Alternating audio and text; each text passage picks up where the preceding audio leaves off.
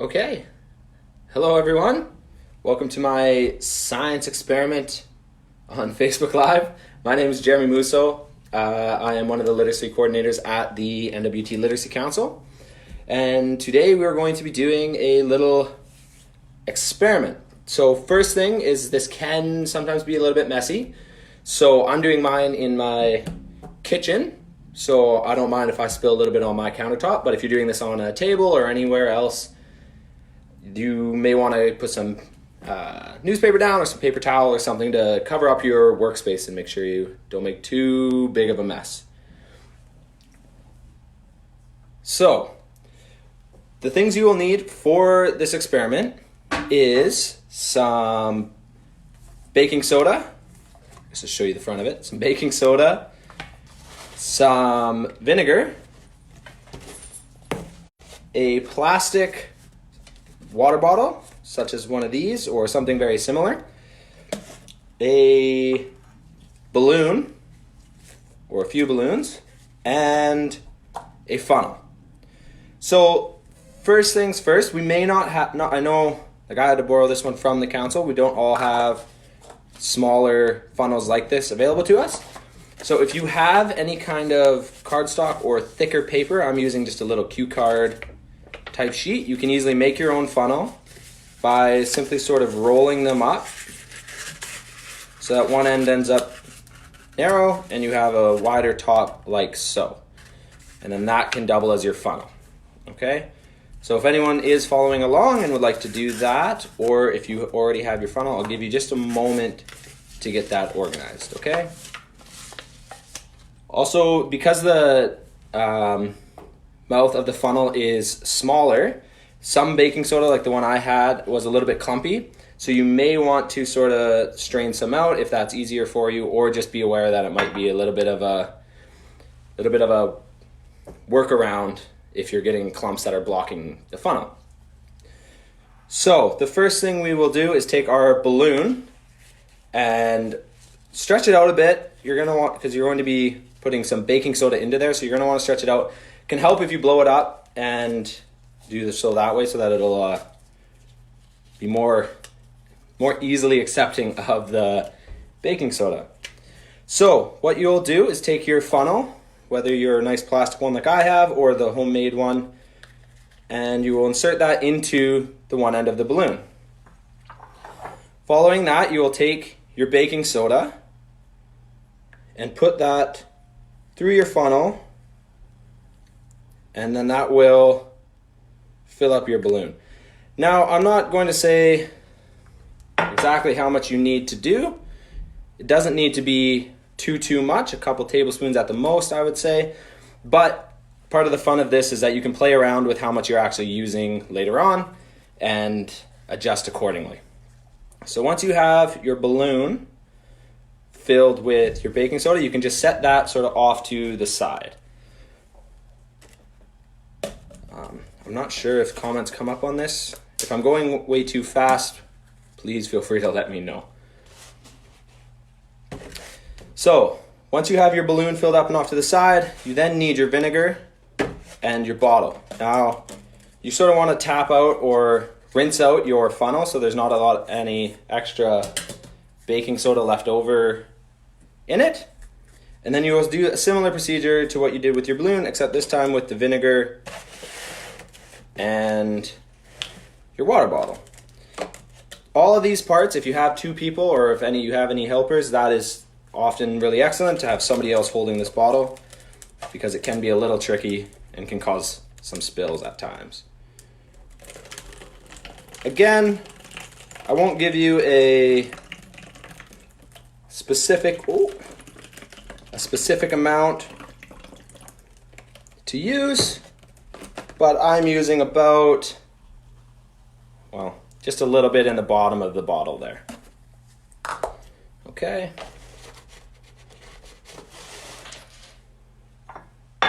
So, once you have that completed, you will then take your balloon, and being careful to keep the baking soda down in it, you can put a little twist in if that helps. You'll stretch the base of your balloon over top of the mouth of the bottle. being careful to make sure the baking soda doesn't fall into the bottle before your balloon is on there, okay? So, once you do that, again, these parts can be a little bit trickier, so having the help of somebody else can be beneficial. So make sure you get it right over the top of the bottle like so.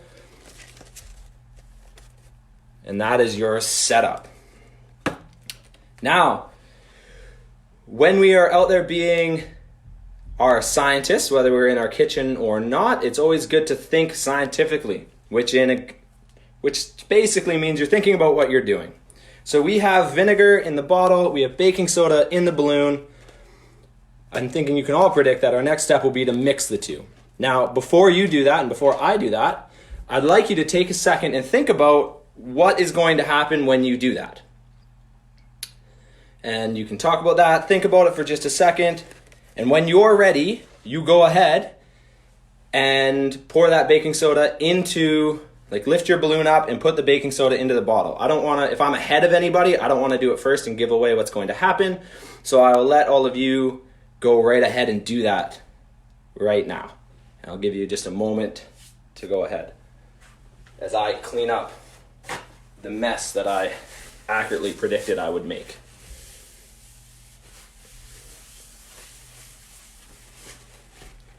I don't know if I can see any of the comments being made. I saw little bubbles floating by. So, hopefully we have all been able and had an opportunity to do this and got to see the result. So I'm going to go ahead and do mine now.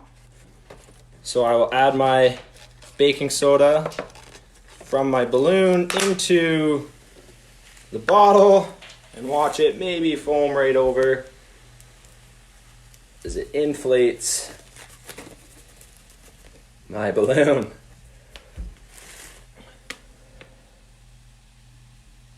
All right. So hopefully this is the same reaction everybody else had. Nice little inflation of your balloon.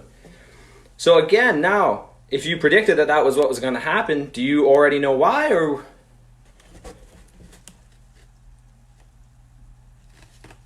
Oh, there we go. I'm seeing comments now. All right.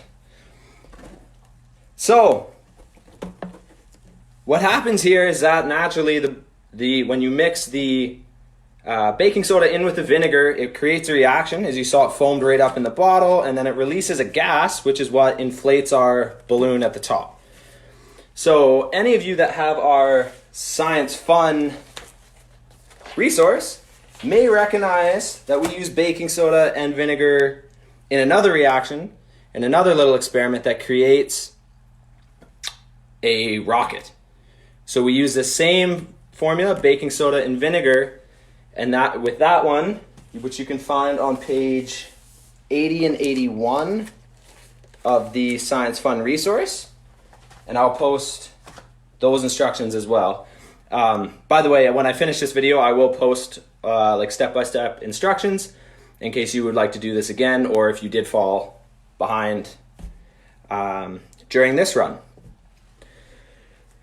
So what happens here is when you mix the two ingredients, you create it's an acid-base reaction. So you create a mixture that quickly turns into water. So you'll notice you have more liquid in your bottle now than you did. And that then releases carbon dioxide gas, the same gas we exhale when we're breathing, to fill up your balloon. Okay?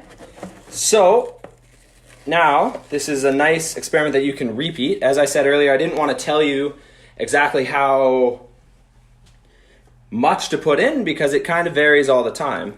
And I would recommend doing this a couple of times and seeing how big you can make the balloon, how inflated you can actually get it. So mine, you can see, is maybe a third of the way inflated.